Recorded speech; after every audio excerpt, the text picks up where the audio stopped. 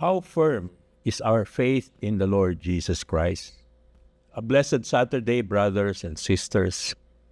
This is our reflection question for today. Holy Spirit, make my heart open to the Word of God. Make my heart open to goodness.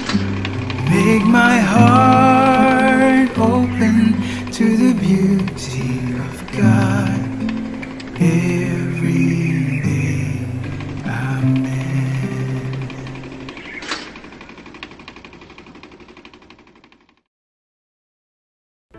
Today, June 29, the Church celebrates the solemnities of Saints Peter and Paul. Together, the two saints were the founders of the See of Rome through their preaching, ministry, and martyrdom there. Peter, who was named Simon, a fisherman from Galilee, was introduced to the Lord Jesus by his brother Andrew. Jesus gave him the name Cephas, which means rock, upon which Christ would build his church. Peter was a bold follower of the Lord. He was the first to recognize that Jesus was the Messiah, the Son of the living God. And he eagerly pledged his fidelity until death. Because of his boldness, he made many mistakes, such as losing faith when Jesus bade him to walk on water, and worse, betraying the Lord on the night of his passion. Yet despite his human weaknesses, Peter was chosen to shepherd God's flock. Peter led the apostles as the first pope and ensured that the disciples kept the true faith. Peter spent his last years in Rome, leading the church through persecution and eventually being martyred in the year 64. He was crucified upside down at his own request because he claimed that he was not worthy to die in the same manner as his Lord. He was buried on Vatican Hill. St. Peter's Basilica was built over his tomb. St. Paul was the apostle to the Gentiles. His letters are included in the writings of the New Testament, and through them we learn much about his life and the faith of the early church. Before receiving the name Paul, he was Saul, a Jewish Pharisee who zealously persecuted Christians in Jerusalem. Scripture records that Saul was present at the martyrdom of Saint Stephen.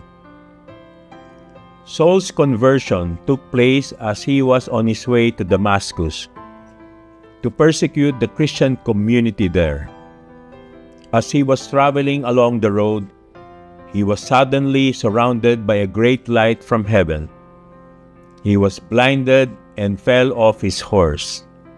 He then heard a voice saying to him, "Saul, Saul, why do you persecute me?" He answered, "Who are you, Lord?" Christ said, "I am Jesus, whom you are persecuting." Saul continued to Damascus, where he was baptized and his sight was restored. He took the name Paul and spent the remainder of his life preaching the gospel tirelessly to the Gentiles of the Mediterranean world.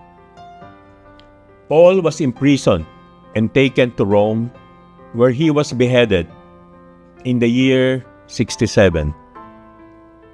He was buried in Rome in the Basilica of St. Paul outside the walls.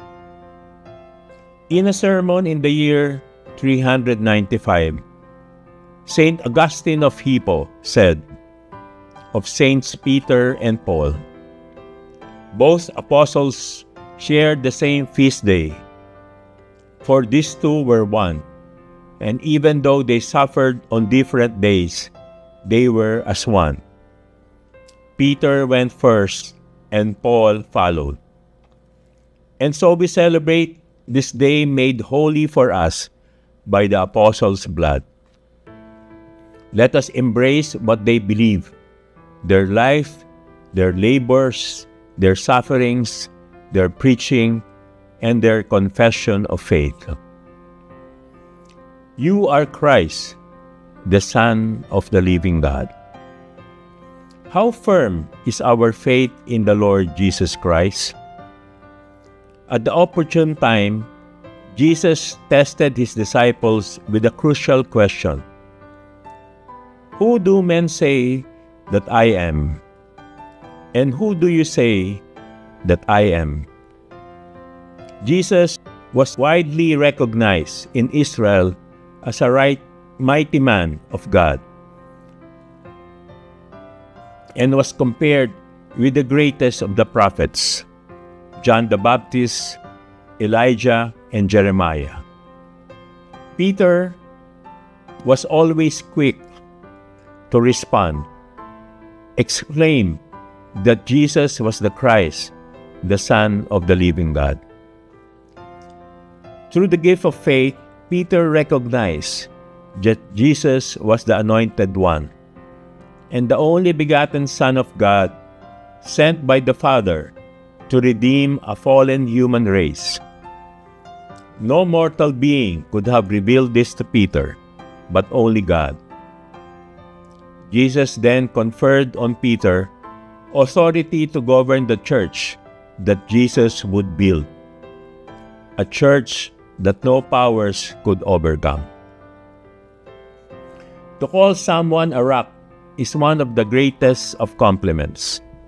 The ancient rabbis had the saying that when God saw Abraham, he explained, "I have discovered a rock to found the world upon." Abraham put his trust in God and made God's word the foundation of his life and the bedrock of his faith. Through Abraham, God established a nation for himself. Through faith, Peter grasped who Jesus truly was.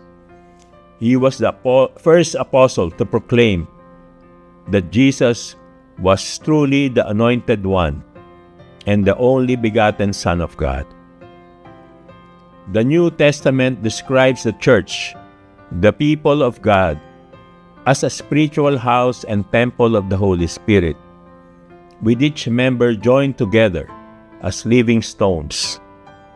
Faith in Jesus Christ makes us into rocks, spiritual stones. The Lord Jesus tests each one of us personally with the same question: who do you say that I am? In the name of the Father, and of the Son, the Holy Spirit. Amen. Lord Jesus, we profess and believe that you are the Christ, the Son of the living God. You are our Lord and our Savior, who has set us free from sin and deception. Make our faith strong like the apostles Peter and Paul, and give us boldness to speak of you to others, so that they may come to know you as Lord and Savior. Jesus, King of mercy, we trust in you. Amen. In the name of the Father, and of the Son, and the Holy Spirit. Amen. God bless your families, brothers and sisters. God bless our Catholic Church and Couples for Christ.